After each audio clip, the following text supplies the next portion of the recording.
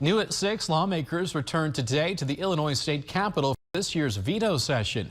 One major question is whether lawmakers will extend the Invest in Kids tax credit scholarship program.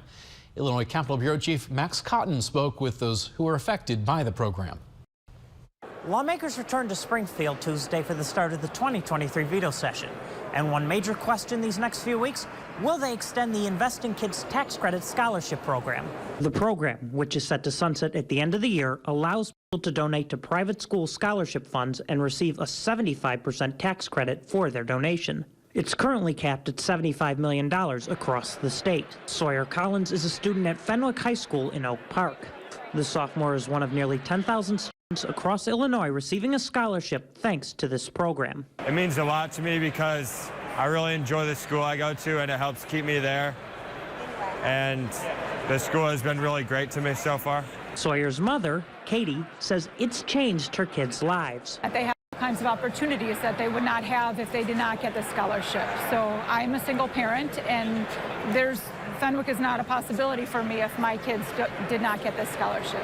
The group Illinois Families for Public Schools wants lawmakers to let the program die.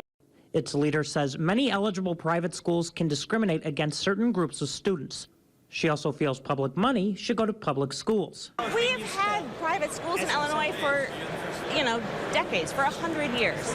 They've been supported by private dollars, and that's a fundamental part of our school system, yes. But to divert public dollars to schools that then don't have oversight, don't have accountability, that's not okay. But for Sawyer, it's not about the politics. It's about his future. I've been at Fenwick for a while now, and I've made a lot of really close friends, and the teachers have been really good. I don't want to just leave and go to another school. Governor Pritzker said last week he's leaving it up to lawmakers on whether to extend the program. But if they send him a bill keeping it alive, he will sign it. In Springfield, Max Cotton, WGEM News. During press conferences today, House GOP leadership expressed support for extending the program. Multiple Democratic lawmakers say they'll have to see a final proposal before deciding on whether they will vote for it.